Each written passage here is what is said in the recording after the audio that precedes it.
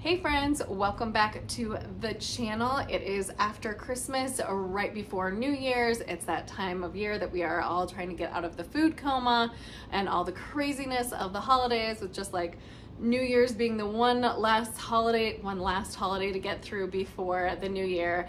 If you're like me, you're kind of making resolutions, trying to see like what you want the next year to be like. One of my favorite things is doing like new calendars and putting all the dates in and things like that. But I do like to do some goal setting, I guess you could say resolutions. But there are some things I like to keep in mind when setting those goals, and one of my goals this year will be to do Veganuary for the second year in a row. I did it last year, just kind of stumbled upon it from some social media posts and things like that. It sounded like a really interesting concept to do the whole month of January without eating animal products. I liked it because it seems like a small and manageable goal, and I definitely believe in that. I think it's very hard to do big things all at once, and I think sometimes that sets you up for failure. So anyway, I thought I would do kind of a recap of 5 things that really helped me on that journey, I guess, in Veganuary, how I set myself up for success. But I think these 5 things will translate into any goal setting that you do. So I think they help me along the way, but specifically I will do it for Veganuary. But a lot of us are setting goals as far as like dieting, health, weight loss, things like that. And I think all of these things can kind of help you. So I hope you take something away from this video. I hope you enjoy it. So let's get started with number 1. And so the first one is to be realistic. I think I just talked about this, is when you set expectations for yourself that are just too much. Again, if you are trying to just overhaul something and you're saying, I will never eat chocolate again, and you love chocolate, or, you know, I will only eat 1,000 calories for all of time and eternity, you know, that's not really sustainable. So, you know, making small, realistic changes over time will make for bigger sustainable results, I think. So just picking like one small thing, which is what I love about the whole Veganuary thing, is it's 1 month. And I feel like most of us can do anything for 1 month. You know, you're not gonna die, you're not gonna do anything like that. It's 31 days. And so I really like that. So I just think that, you know, doing small bite-sized goals really help. And I think it's also one of those things, if you're honest with yourself and you really try to know yourself about what you can do and what small changes you can make, that will make it super easy to, you know, do that. And then maybe you make that one small change and that carries over, you know, into the next month. And all of a sudden, you know, you've made this small change and it's just part of your lifestyle, and you can think of maybe another small change, and then before you know it, that is part of your lifestyle. So I think that's a big one for me, is just be realistic with yourself and make those small achievable goals, you know. And I think too, it gives you these wins, and I think I've talked about this before when I was kind of doing the training, is that I think we all need small wins. I think we all need something that makes us feel good about ourselves, that we accomplished, that we did something. So so that's a little bit of rambling about that topic, but that's number 1, be realistic. On to number 2, and that is prepare. So I think this saying is a little bit harsh, but there is that saying of, you know, you fail to plan, then you plan to fail. So that's a little overboard, but I do think that there is something to be said about preparing. And I think a lot of us, when we hear that, especially in like the food realm, because that's kind of what we're talking about here, is that you have to meal plan a month in advance, and you have to have every grocery and every list and every bite that you're going to eat and every meal that you're going to eat planned out. So I'm definitely not like that. I know some days on a Tuesday, if I planned to have pasta, maybe I want rice that day. Maybe I'm like, that doesn't sound good at all. What do I have as a backup? So for me, preparing and planning just simply means just to have things on hand that will set me up for success. So for me personally, I am heading back into the office more days a week than I was before. So I have been kind of on a hybrid schedule, and I'll still be on a hybrid schedule, but I will have more days in the office, which means more planning for lunches and breakfast, because typically I bring both to lunch and then to work and then also snacks and things. So it's going to be very important because mornings are crazy for me, and I end up having to throw things into a lunchbox. So for me, this is where this is going to come in and really handy, as far as like, what can I throw in there if I don't have time to like put together a meal or something like that. So I've done a little bit of shopping in my cabinets and have found a few things. So like for breakfast, these will be super simple. I have just a cup of oats that you just add water to.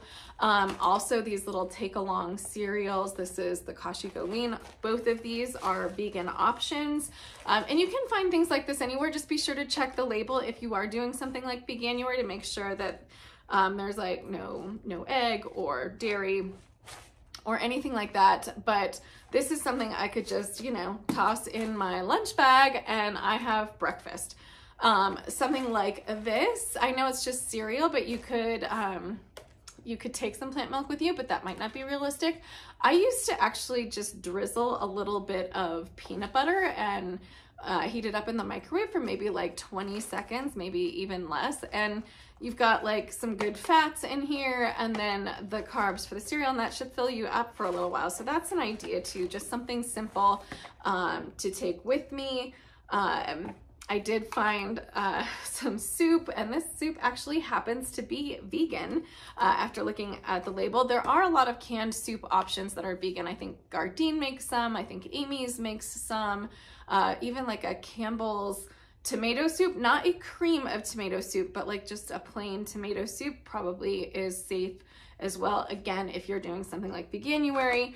Another super simple hack is to get there's so many of these like bags of pre-cooked beans, and some of them are in some really delicious sounding sauces. Like you've got a 3-bean vegan chili, just rip this thing open, put it in a bowl. I like to keep like a bowl in my desk.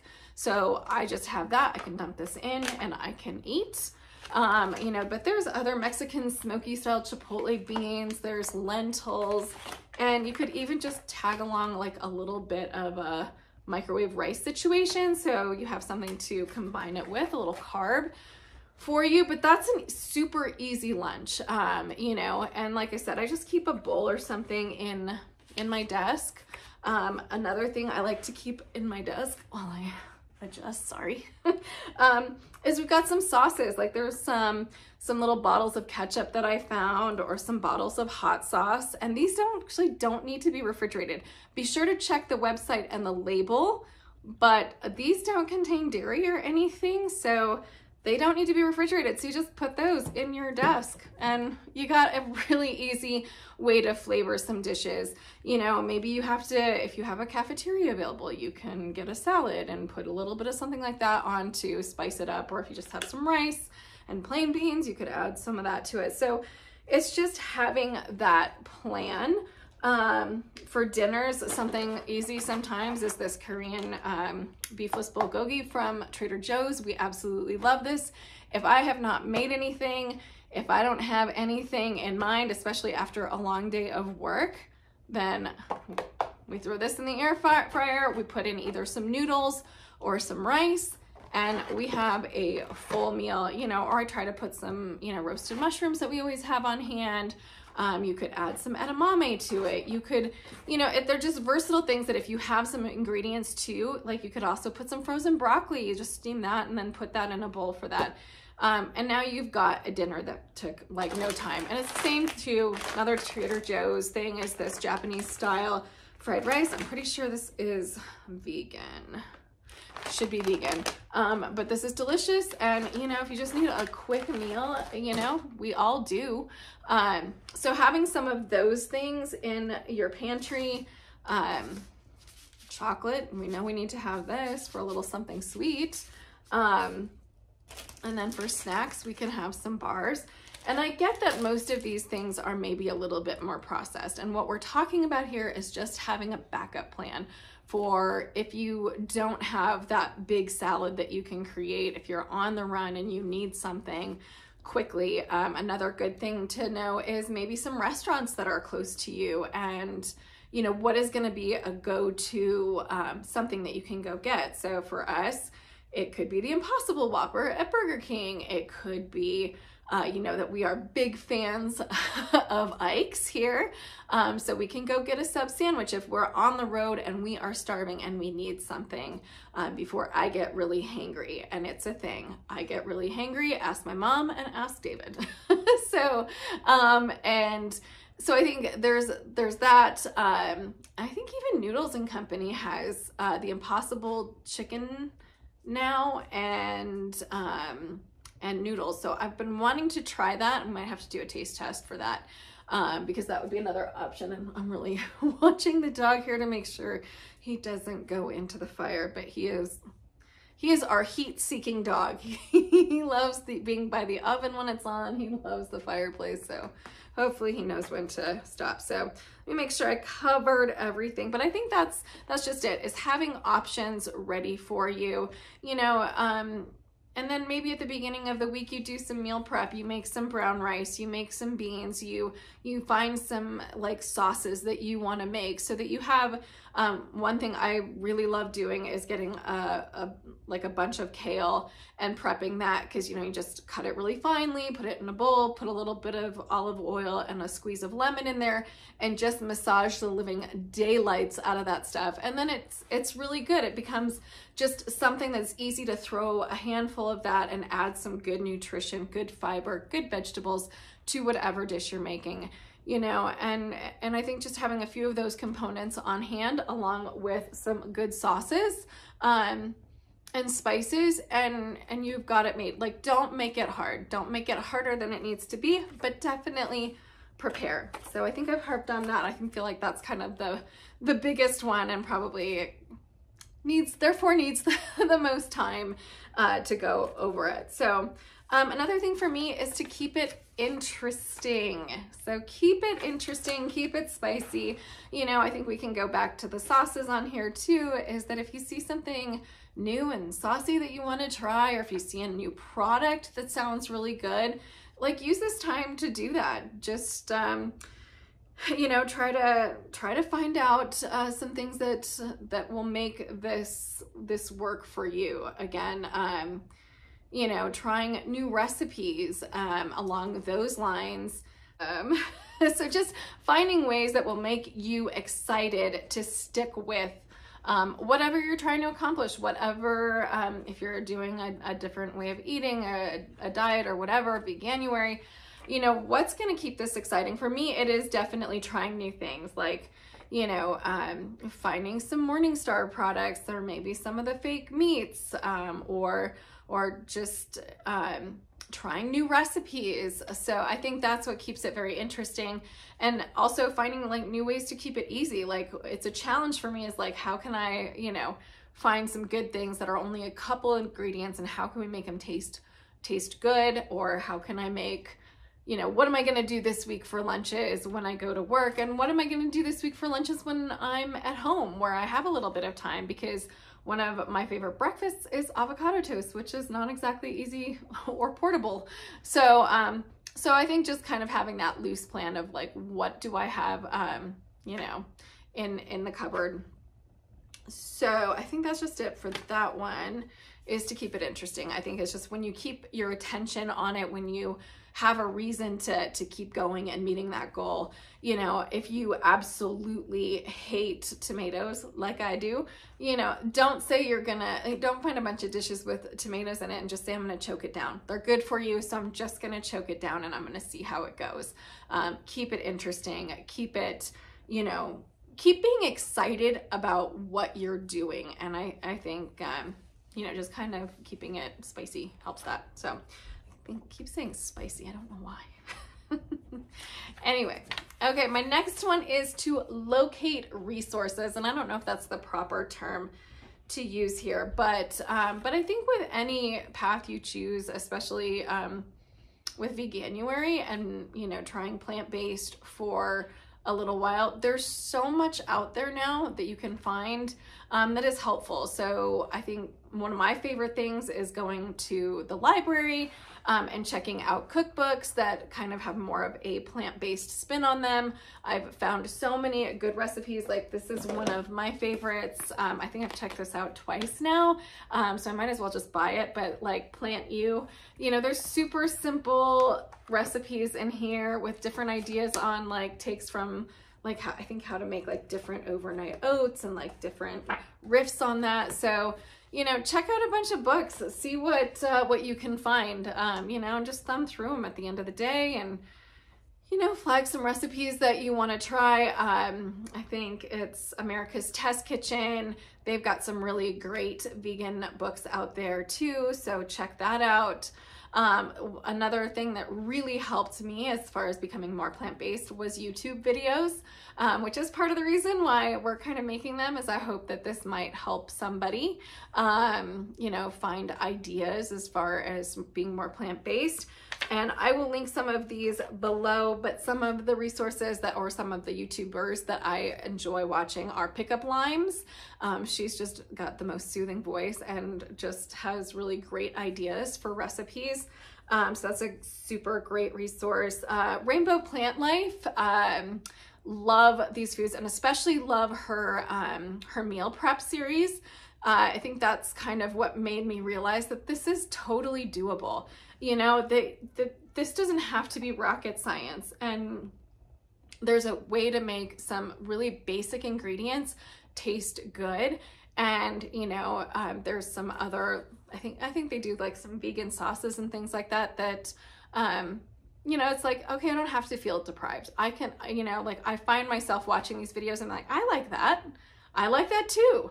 I could eat that. That could be a dinner for me. So I think, you know, there's so much out there. I think stigmas about being vegan or being plant-based, that it's very hard to say that I could just never do that. Like I couldn't do that. But watching some of these videos, you're like, oh, that's real food. That's stuff I never thought about just putting together and not having any meat with it. Or, you know, let me try making tofu this way. And, you know, you might find that you really like it, or you might find that you don't like it, but it's all about experimenting. And again, keeping it interesting. So, but those are kind of my things, is finding resources that will help you on your journey. Realizing that you're not alone. Other people have maybe blazed this path before, and just kind of using their knowledge to help you on your journey. So, and also like any social media, there's tons of Instagram accounts. Big Box Vegan, like they're super fun to see on Instagram because, you know, they're showing all these new plant-based options at different stores and different retailers. So it's kind of cool to see what's out there, what people are doing in this space. So yeah, so locate resources. You don't have to be alone in this. You don't have to feel like you have to recreate the wheel. You know, find out what others are doing. See if you want to do it like they do, or maybe put your own special spin on it. So that's locating resources. I need a sip. Throat is getting dry. And finally, number 5, last and certainly not least, is be kind to yourself. I feel like this is maybe one of the more important things, is just being able to give yourself some grace. You know, this is a goal you're setting to help yourself, whether it's to help yourself become a better person, whether it's to help yourself become a healthier person, whether it's to, you know, lessen your footprint of, you know, cruelty to animals, you know, whatever your goal is, or if you're on a weight loss journey, you know, this is just something that you're doing for you or doing to make the world a better place. But there's no such thing as perfection, at least not in my opinion. You know, but what there is consistency. I think it's what you do a majority of the time rather than executing something perfectly every single time and beating yourself up over it if you have a minor slip up, because there will be slip ups. I think one of my biggest things when I did it last year was I was using some Trader Joe's, I think it's like some elote seasoning or something like that. And I was like putting that stuff on broccoli. I was, you know, roasting vegetables with that stuff. And I think towards the end of the month, for some reason, I chose to look at the back of the label, and there is, I'm pretty sure, some kind of dairy in it. Had no idea, you know, didn't even think twice of it. I was like, it's a spice. Why would a spice have any kind of animal product in it? So, you know, check your labels and do all of that. But at the same time, like, there's going to be things like that along your journey where it's like, I just didn't know. Or I couldn't control this piece of it, or, you know, whatever the case may be, but definitely give yourself some grace. Consistency is what's going to win it for you in the long run, and get you, again, those bigger, more not attainable, more sustainable wins, you know, because at the end of the day, it's just life, and we should all be enjoying this journey, you know, and just trying to do better, you know, better ourselves, do whatever. But it is kind of why I do like this time of year, is like, it just kind of makes me think, like, what can I do to improve? What are some small changes that I can make this year? You know, they may last the year, they may last the month, you know, but it keeps it fresh. It keeps me thinking about things, and it's a challenge, and it's a way to give me some personal wins. So that is kind of a wrap on that, but that is my 5 things for success, at least on this Veganuary journey, but also, like I said, just in goal setting in general. So if you're interested, and maybe even if you're not interested, we might do it anyway, is I'll try to do maybe some content on what I'm eating throughout the month of January. Maybe if I can give some ideas or something like that. I'm gonna try to be kind of whole food, but that's a huge stretch goal for me. Again, I know myself, there will be some processed things involved, just because I'm busy and sometimes I need something just really, really quick. But if you're interested in kind of seeing how that journey goes, come along. I'm gonna try to also post a grocery haul probably this weekend as well, because it'll be stock up. You know, we're gonna kind of do a little bit of a reset, get all of the accumulated holiday stuff out of the fridge and the freezer, start brand new. And I'm sure we need a few things to kind of get this party started for 2024. Thank you so much for watching. Thank you for watching this whole year. It's been fun for me and Dave to kind of try something new like this. Like, this was probably a resolution from last year. It was probably a resolution from 1 or 2 or 3 years ago, and we finally just did it. So thank you all for watching. We appreciate it from the bottom of our hearts, but please don't forget to give us a big thumbs up. Comment down below what you're doing for your New Year's resolutions, and don't forget to hit that subscribe button. It helps us more than you know. Thank you so much. We'll see you in the next one. Bye.